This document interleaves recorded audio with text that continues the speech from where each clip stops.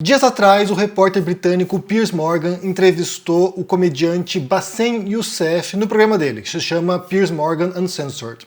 E esse programa viralizou por algumas razões que eu quero dividir com vocês aqui, porque o pessoal legendou esse vídeo, estão compartilhando pelas redes sociais aí, e eu quero ver contigo porque tem alguns elementos, inclusive retóricos, inclusive de argumentação ali, que valem ser mencionados para entender qual foi a tática adotada pelo Bassem Youssef para desmontar o Piers Morgan. Vamos assistir um trechinho aqui e depois a gente vai analisar. Assistam. To what happened on October the 7th? Oh, it was terrible, of course. I mean, we kind of get our news kind of also secondhand because, you know, my wife's family, they live in Gaza. They have cousins and uncles there, and their house also was bombed. We haven't been able to communicate with them for the past 3 days. Communication are lost. So we don't know actually what is the, how are they doing, but, you know, we're used to that. I mean, it's just like, it's very repetitive. We're used to that. We're used to them being bombed every time and moving from one place to the other. You know, it's just like those Palestinians, they're very dramatic. Israel killing us. But they never die. I mean, they always come back. You know, they're very difficult to kill, very difficult people to kill. I know because I'm married to one. I tried many times, couldn't kill her. I mean, there's a dark humor there, and I understand why. Because no, it's not dark humor. I try to get to her every time, but she uses our kids as human shields. I can never take her out.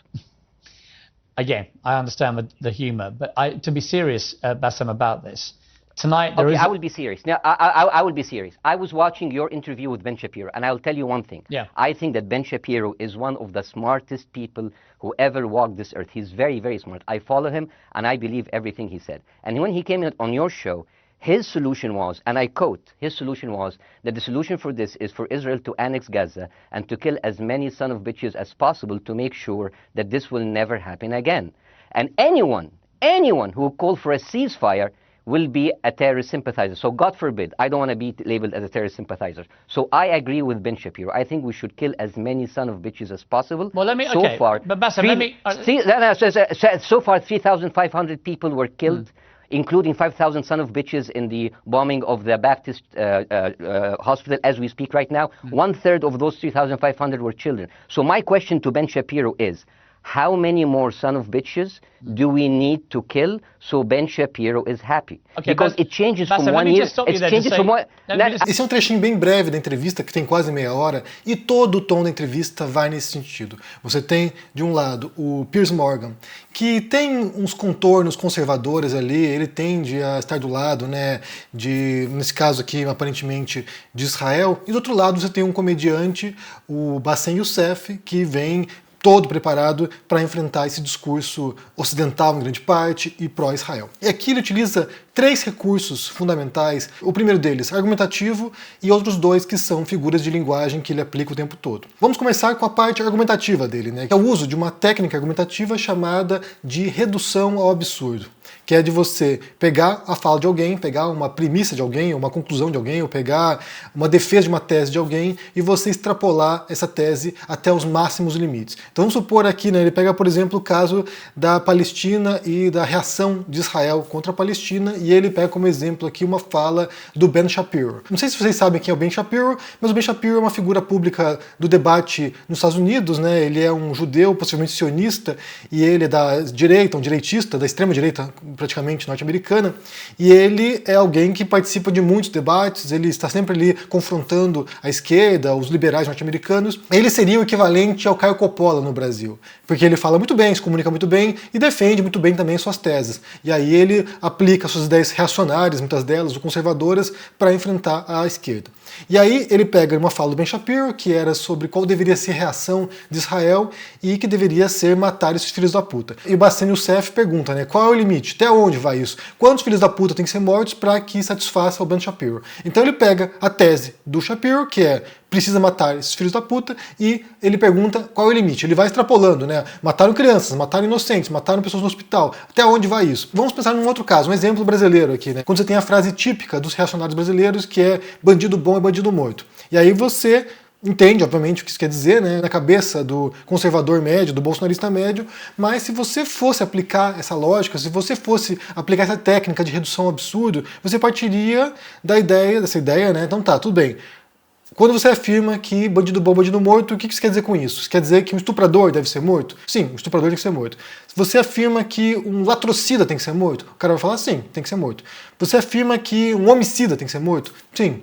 Daí você vai jogando crimes que você sabe que essa pessoa entende como crimes absurdos e violentos que tem que ser punidos, né? Então, assim, um ladrão de carro tem que ser morto? Aí o cara vai possivelmente começar a hesitar, mas vai dizer, sim, é bandido, é criminoso, tem que ser morto.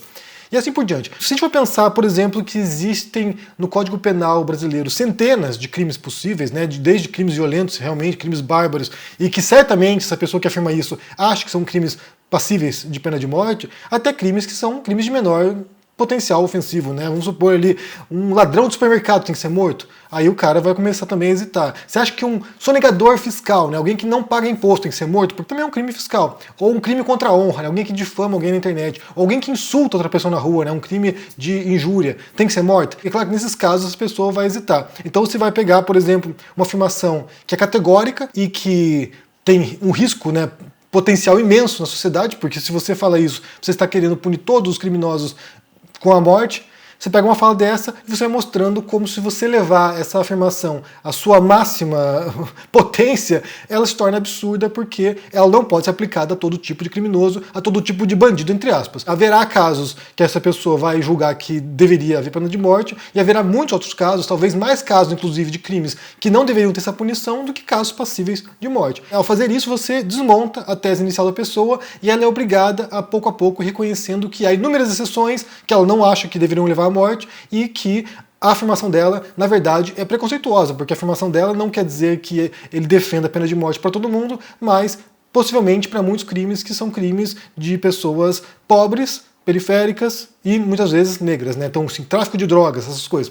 Então, quando você faz isso, quando você vai jogando a pessoa para a sua máxima expressão daquele conceito, isso vai desmontando. Isso funciona muito bem com afirmações categóricas e dogmáticas, porque são visões muito simplificadas da realidade, né? Vamos supor alguém que defenda, por exemplo, que ela é contra casamento gay porque a Bíblia proíbe isso. E daí você pega, tudo bem, você então lê a Bíblia e você encontrou lá na Bíblia um versículo ou uma ideia lá que defende que a homossexualidade é um pecado. Mas existem milhares de prescrições e interdições na Bíblia, né? Existem milhares de punições que inclusive levam à morte pela Bíblia. Então, assim, você acha que uma adúltera tem que ser apedrejada até a morte? Porque é o que diz a Bíblia. E aí você vai encontrando outros elementos na Bíblia, ou seja, se ele usa esse livro como referência absoluta para avaliar homossexualidade e casamento homossexual, você pode forçá-lo a aceitar todas as demais interdições, prescrições, proibições, pecados que estão na Bíblia, de modo que ela vai ser obrigada a reconhecer coisas que são esdrúxulas, coisas que são inaceitáveis hoje, mas que estão escritas na Bíblia.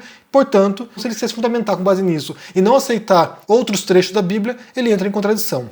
Então, é um recurso interessante que ele aplica aqui, só que ele usa isso aqui junto com outros elementos, que são elementos retóricos, elementos de figura de linguagem, que são a ironia e o sarcasmo. Vamos diferenciar os dois aqui, porque eles são meio aparentados, o sarcasmo está muito próximo da ironia muitas vezes, mas as pessoas confundem as coisas, né? A ironia é quando você diz uma coisa querendo dizer o oposto daquilo. Então, por exemplo, quando o Bassem Youssef diz aqui que ele concorda com o Ben Shapiro e que ele acha que, de fato, Israel tem que invadir Gaza e matar esses filhos da puta, ele está dizendo claramente que ele não concorda com isso. Ele está dizendo o seguinte, olha só, a afirmação do Ben Shapiro é totalmente inaceitável, é absurda. E quando eu expresso isso desse modo, as pessoas percebem como isso é absurdo, porque também tem o tom, tem o modo como ele se comunica, tem o modo como ele fala e o contexto no qual ele está falando. Então a ironia, ela tem esse potencial de mostrar como a ideia expressa pelo Ben Shapiro é inaceitável, é, sabe, bizarra, é bizarra. E aí ele faz o tempo todo isso. Na entrevista, o tempo todo, o comediante faz ironias, ou seja, ele diz uma coisa, mas claramente ele está contra isso, né? Ele diz ali, por exemplo, no começo ali, né?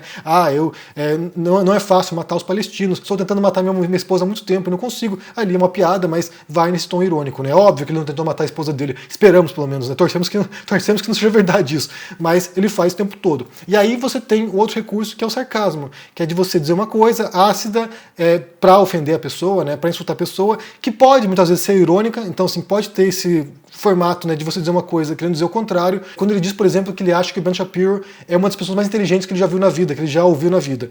E aí eu suspeito, né, claro que aí é a questão da ironia, né, muitas vezes você tem que interpretar o negócio e nem sempre é muito claro, mas nesse caso está sendo sarcástico, chamando o Ben Shapiro de burro. Ele usa de um recurso, um sarcasmo irônico aqui para inverter a ordem e insultar o Ben Shapiro.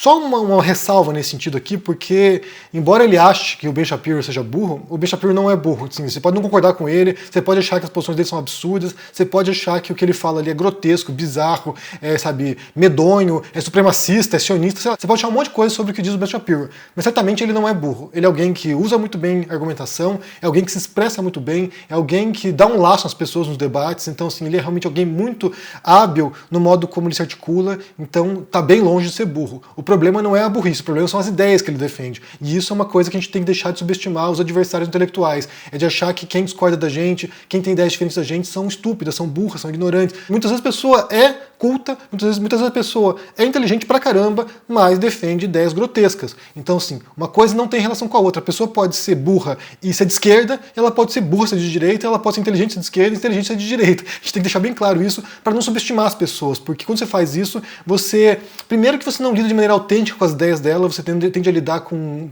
espantalhos do que ela diz, e você também, de certo modo, se põe em posições complicadas porque muitas vezes as ideias são mais sofisticadas do que você pode imaginar a princípio. Então, você ser honesto com a tese defendida pelo adversário, isso é muito importante no debate íntegro, porque isso nos ajuda a nos aproximar, ou tentar nos aproximar daquilo que seria a verdade, pelo menos quando se trata de um conhecimento real sobre a realidade, né? Mas essa entrevista aqui vale assistir porque ela viralizou. Normalmente as entrevistas do Piers Morgan têm em torno ali de 3 milhões de visualizações, essa aqui já chegou a 16 milhões, então assim, realmente as pessoas ficaram, entusiasmadas com a participação do Youssef, e ele foi muito bem. Claro, aplicando técnicas discursivas, ele é um humorista, então assim, ele vai ali pro teor cômico às vezes, o que dá uma leveza, mesmo sendo um tema pesado, e ele já está se convidando para participar de novo desse programa, ou seja, deu muita visibilidade para ele, e também vai dar visibilidade pro tema, né, porque o Piers Morgan tem feito muitas entrevistas sobre essa temática de Gaza e do conflito entre Israel e Palestina, então, nesse sentido aqui é um tema quente nos Estados Unidos agora, muito debatido, no Brasil também está muito debatido, mas vale assistir porque realmente a participação do Youssef foi bem extraordinária. Não sei se no canal do Piers Morgan está com legenda, mas a entrevista inteira está legendada no Twitter. Então, se você for lá, possivelmente vai encontrar aqui o Ben Youssef falando sobre esses tópicos e se articulando no modo como ele se articulou, né? Só lembrando aqui, são 3 recursos utilizados: redução ao absurdo, que quando você pega a ideia original e você vai extrapolando até mostrar como essa ideia, levada às últimas consequências, é absurda. Tem aqui sarcasmo e ironia, e isso funcionou nessa entrevista, né? Eu sou um pouco reticente quando se trata de ironia no século XXI, pelo menos, né? Porque as pessoas não entendem, ou por escrito, por exemplo, é muito difícil você fazer ironia e que as pessoas compreendam, ainda mais no mundo hoje que você pode pegar esses recortes aqui e usar de maneira manipulada e de maneira mal intencionada o que as pessoas falam. Se você vem falar uma coisa aqui irônica, por exemplo, a pessoa pode recortar isso aqui, jogar na internet e dar a impressão que você está defendendo uma ideia esdrúxula que você não concorda. Então, me parece um recurso perigoso a ser feito, mas nesse contexto aqui funcionou e as pessoas gostaram. Me diga o que vocês pensam aqui sobre isso tudo, né, sobre essa participação do Youssef no programa do Piers Morgan, se vocês tinham visto essa entrevista, está viralizando por aí, as pessoas estão compartilhando, então como você entende isso? Como é que você entende também o uso desses recursos retóricos, né, ironia, sarcasmo, para um debate, para uma conversa, se são funcionais, se ajudam num debate a avançar as ideias, ou se são ataques, às vezes, ao interlocutor, ou um desrespeito ao interlocutor. Como é que você entende isso? Deixa aqui embaixo no comentário, deixa o joinha, se inscreva no canal aqui, ativando o sininho, isso é muito importante para ajudar aqui no canal, se torne um membro para dar uma força, e também confira na Amazon com desconto o meu livro sobre falácias lógicas e argumentação racional, que fala muito sobre também esses tópicos, né, de como defender suas ideias, de como você entender o erro argumentativo. Vá lá, se chama Como Vencer no Debate Tendo Razão, com desconto, como eu disse, link na descrição. Se cuide por aí e até mais. Tchau. Estamos em guerra pela independência. Eles atacam, Tentam nos intimidar. usam as estruturas de poder para distorcer a realidade. Mas não vão nos calar. A gente não se curva, a gente vai à luta. Em um sistema viciado em meias-verdades, Nós somos a resistência, nós queremos a verdade. Por isto, levantamos a bandeira da independência. Independência para fazer um jornalismo corajoso, para colocar o dedo na ferida, para denunciar os abusos e as injustiças. Somos independentes dos donos do capital, dos poderosos e das grandes corporações. Aqui é publicidade zero. Só assim honraremos o nosso compromisso com a denúncia. Com a liberdade total de opinião. Essa guerra não é fácil, é cruel, mas com seu apoio e luta, seremos cada vez mais fortes. Junte-se à nossa causa. Junte-se à nossa causa. Junte-se à nossa causa. Fortaleça o jornalismo verdadeiramente independente. Sendo membro do ICL.